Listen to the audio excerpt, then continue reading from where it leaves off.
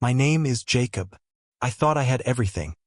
A perfect life, a beautiful wife named Laura, a lovely home, and a bright future. But as with most things that seem perfect, the cracks were there from the start, hidden beneath the surface. We met in college, where Laura immediately stood out to me.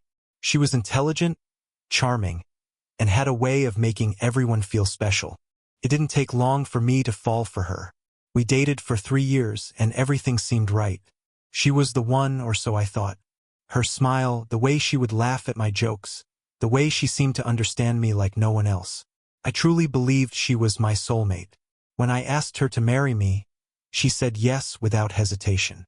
Felt like I was living a dream. The wedding was a fairy tale. Our families were there, and for that one perfect day, nothing seemed wrong. We exchanged vows, promising to love each other through thick and thin.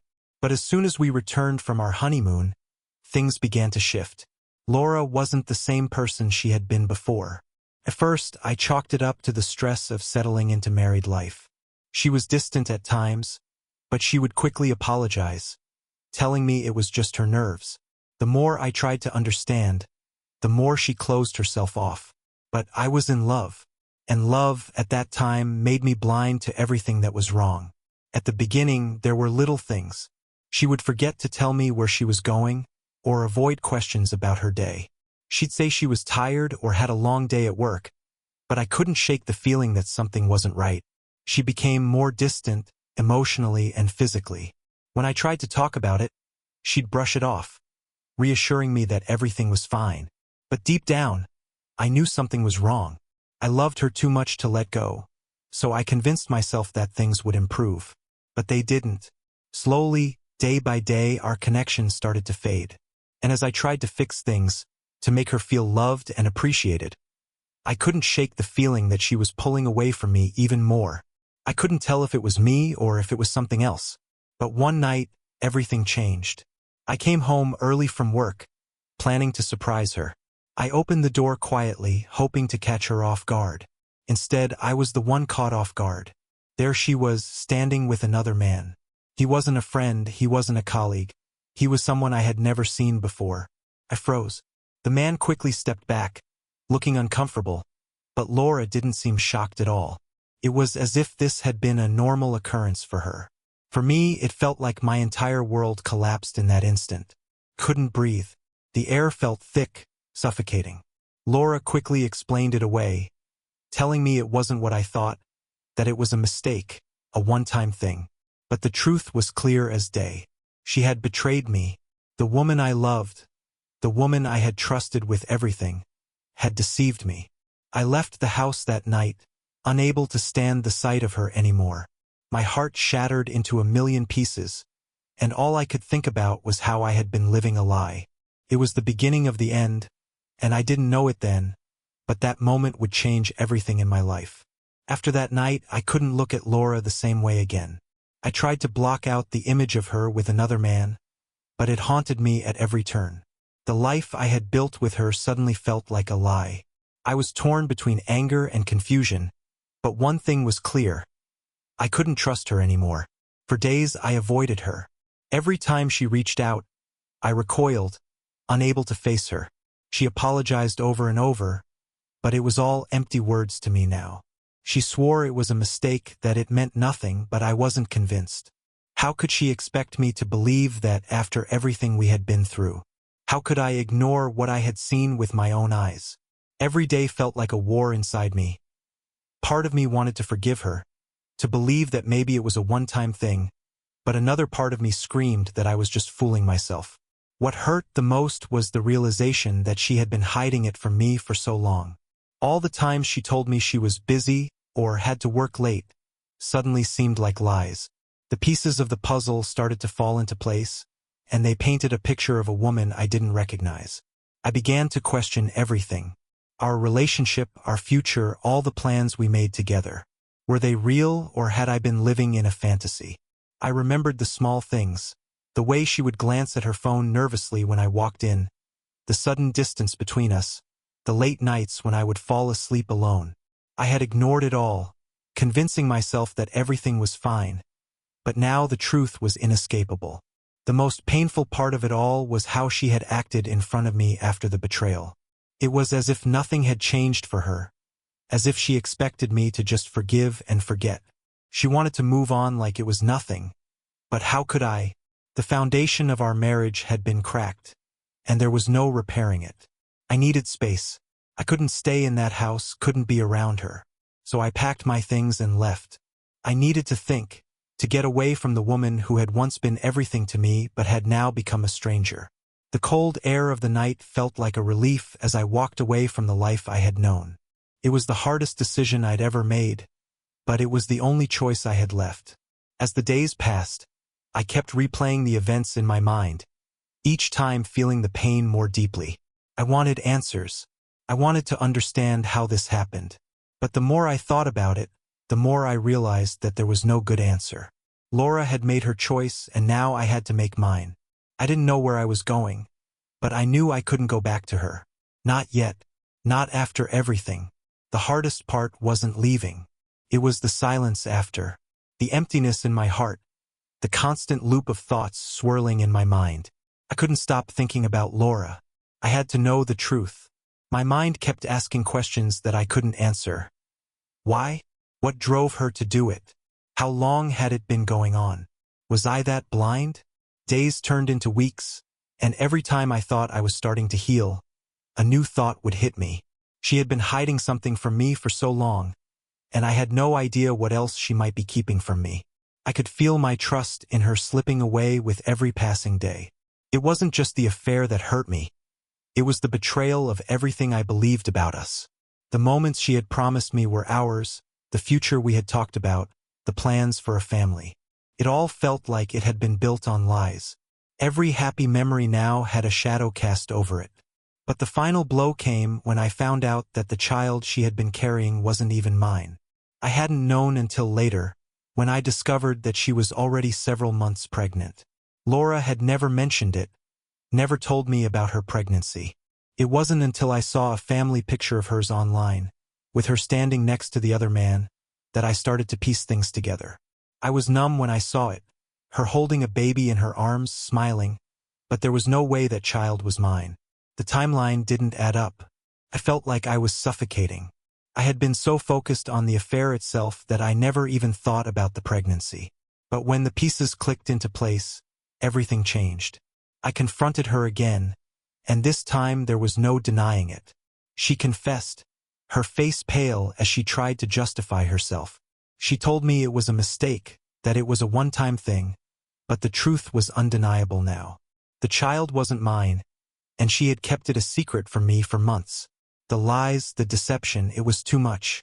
I felt like I had been living in a dream, and now I was awake, facing a nightmare I couldn't escape. Everything I thought I knew was shattered. She had kept me in the dark about the most important things in our lives. I had invested so much into this relationship, and she had taken everything and thrown it away without a second thought. I walked away from her that day, but it wasn't just her I was walking away from. I was walking away from a life I thought was real, from a future that now seemed impossible. The pain was overwhelming, and for the first time, I wondered if I'd ever truly be able to move on. The pain didn't go away after I left. In fact, it grew worse. I couldn't stop thinking about her, about what had happened. My mind was in turmoil, constantly replaying the moment when I found out about the affair and the child. The more I thought about it, the more it felt like a cruel joke, like I had been played for a fool all along. I tried to move on. I thought that distancing myself from Laura would help. I threw myself into work, tried to keep busy, but it wasn't enough. The questions kept haunting me. How could she do this to me? Why did she lie to my face for so long? How could I have been so blind? The hardest part was not knowing how long the affair had been going on. Was it just a one-time mistake like she said? Or was there more to it? I couldn't get past the feeling that there was something deeper I didn't know. Something she wasn't telling me. One night I decided I couldn't take it anymore. I needed answers. I needed to know the truth, no matter how painful it might be. So I went to her, Laura. I showed up at her apartment unannounced, my heart pounding in my chest. I knew it was probably a mistake, but I couldn't keep living in this uncertainty. When she opened the door, Her face seemed to freeze. She didn't expect me. She looked vulnerable, scared even, but I wasn't sure if it was because she was afraid of me or the truth catching up with her. "Jacob, what are you doing here?" she asked, her voice trembling. I didn't answer right away. I just stepped inside. I couldn't look at her the same way anymore. The woman I once loved was now a stranger to me, and I had to know everything. "I need you to tell me the truth," I said, my voice low but firm. "How long has it been going on? How long have you been lying to me?" She hesitated, her eyes darting around as if searching for an escape. "It was just a mistake. A one-time thing, Jacob. You have to believe me." I shook my head, frustrated. "Stop lying, Laura. I saw the pictures. I saw you with him, and I know the baby isn't mine. Don't act like this is some innocent mistake." Tears welled up in her eyes, but I didn't feel sorry for her. Not anymore. I needed to hear the truth, not more excuses. She finally broke. "It wasn't just one time," she admitted. "It had been going on for months. I didn't know how to stop, and when I found out I was pregnant, I was too scared to tell you. I thought I could make it work with him, but I didn't know how to leave you. I didn't know what to do." Her words hit me like a punch to the gut. It wasn't just a mistake. It was an affair that had lasted for months, and she had been planning a life with someone else while pretending everything was fine with me. I felt like the ground had been pulled out from under me. The betrayal wasn't just about her infidelity. It was the years we had spent together, the trust one had placed in her. All of it now felt like a cruel joke. She was crying, pleading with me to understand, but I couldn't bring myself to feel sorry for her anymore. The woman I thought I knew had been hiding her truth from me for so long, and I couldn't forgive that. "I can't do this anymore," I said quietly, turning to leave. "I can't live in a lie." And with that, I walked out of her apartment for the last time. I couldn't stay in the same city after everything that happened. Felt like I was drowning in memories of Laura, of us. The betrayal had poisoned everything, and I couldn't find a way out. I left everything behind. My apartment, my friends, even my family, for a fresh start. I needed space to breathe. I moved to a small town on the coast, far away from the life I'd known. It wasn't a perfect escape, but it was better than living in constant pain. I tried to rebuild. I found a job at a local bar, making enough to get by, but my heart was still heavy. No matter how far I ran, I couldn't outrun the memories of her, of the life I thought we had. It wasn't until months later that I got the call. I wasn't expecting it. I hadn't spoken to Laura since the last time we met, and part of me was terrified of hearing from her again. But I answered. "Jacob." Her voice shook. "Please, I need you to listen." I didn't want to, but I did. She had been trying to reach me for months, she said. She was sorry, so sorry, and she begged for a chance to talk again. The weight in her voice was heavier than ever before. The truth was clear to me now. She wasn't just asking for forgiveness. She was desperate. "I don't know what to say to you, Laura," I replied, my voice cold. "There's nothing left to say." But she wasn't done. "The baby, Jacob, he's yours." For a moment, I thought I had misheard her. "What are you talking about?" The silence that followed felt like an eternity before she spoke again. "The child I had, he's yours. I found out too late. I didn't want to hurt you. I couldn't tell you, not after everything. But I need you to know. He's yours." I let the words sink in, but it was like the world was spinning too fast for me to grasp it. After everything she had done, she was telling me that the child was mine? The realization hit me like a wave. I had walked away, but now I was tangled in something even bigger. A child. A future I hadn't even considered. Everything had changed, and for the first time I felt torn. The call from Laura was like a bomb dropped in my lap. I didn't know how to process it. For months, I had convinced myself that I was better off without her, that the betrayal was enough to sever any ties. But now, she was telling me that the child she had been carrying, the one I had once thought wasn't mine, was actually my son. I didn't know how to react. A part of me wanted to scream at her, to tell her she had destroyed everything we had. Another part of me felt numb. like I had been thrust into a nightmare that I couldn't wake up from. But there was something else, something I couldn't deny. There was a child involved. A child who didn't deserve to be caught up in the wreckage of my broken marriage. I thought about that little boy, my son. What had he been through? What kind of life had he been born into? And most painfully, I realized that I had no part in it. I had been a fool. I had walked away from a life I never knew I had. I had been so consumed by the betrayal that I hadn't considered the consequences.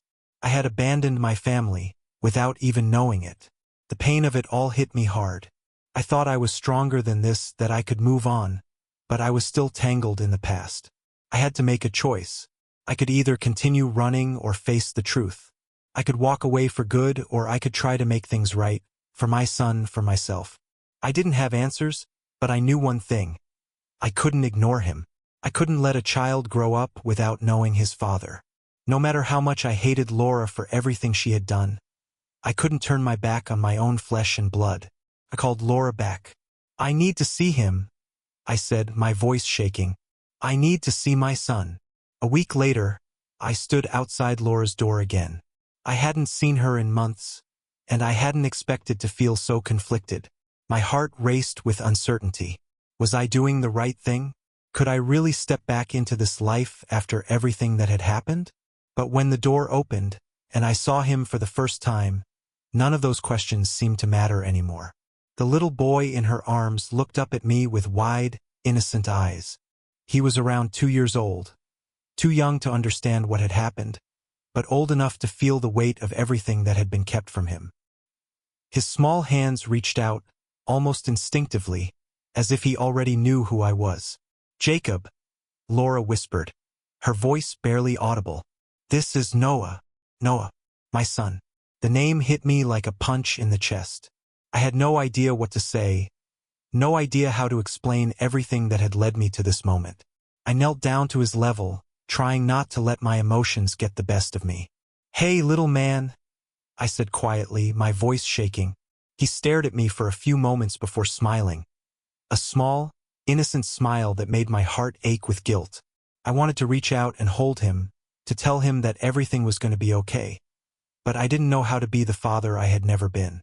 Laura watched us silently, her face a mixture of hope and regret.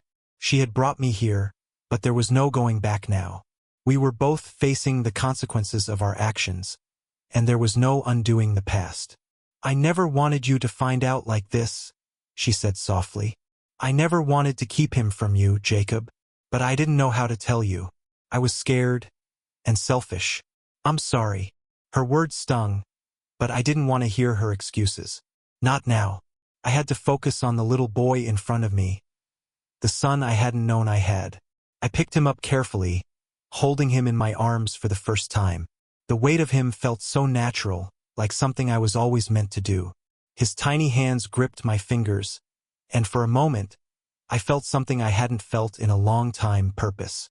But that feeling quickly vanished when the reality of the situation set in. I was holding my son, but everything else was still broken. There was so much between me and Laura. Too much betrayal, too much hurt, and now there was a child in the middle of it all.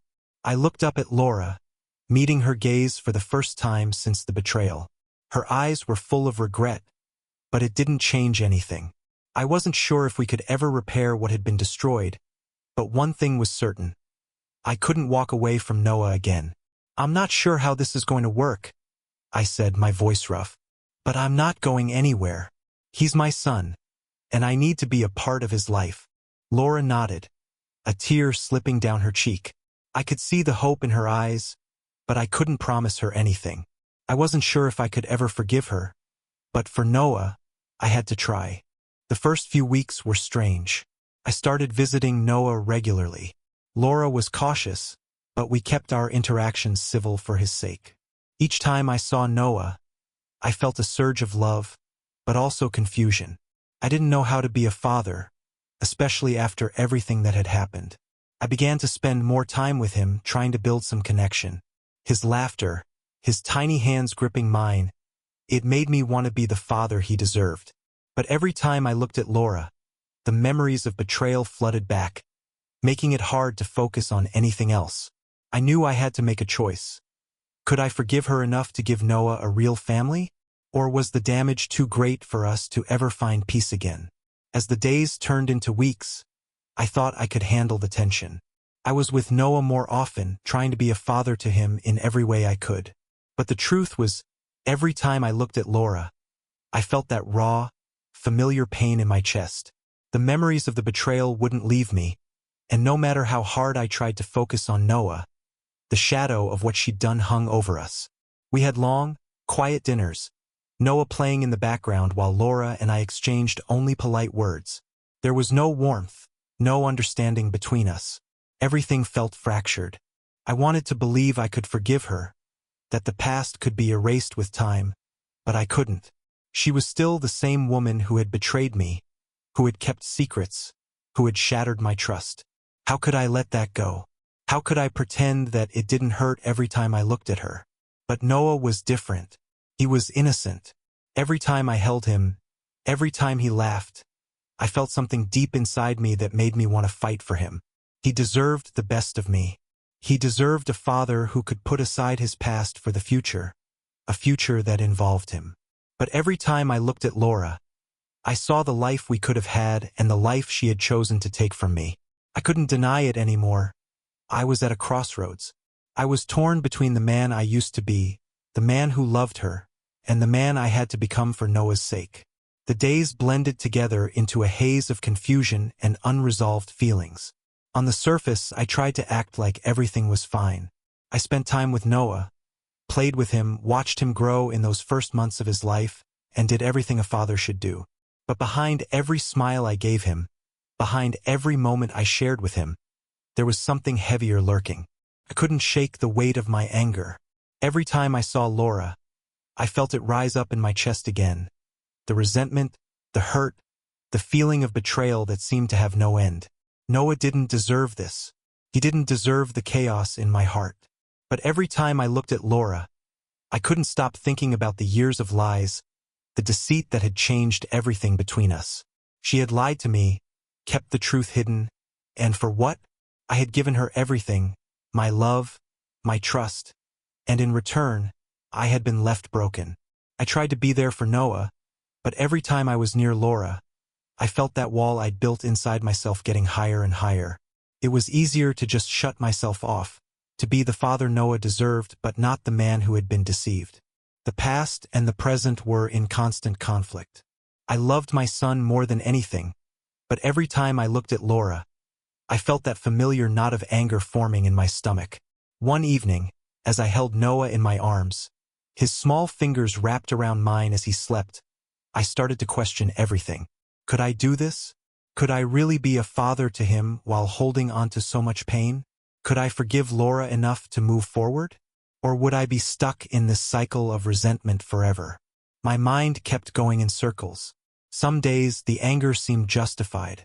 She had betrayed me, and I didn't know how to forget that.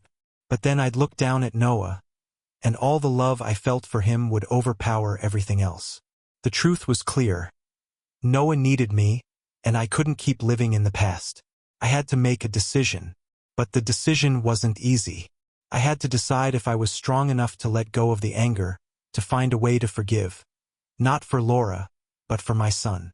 Because Noah deserved better than a father trapped in the past. But could I really make that choice? It felt like I was standing on the edge of a cliff, looking down at an uncertain future.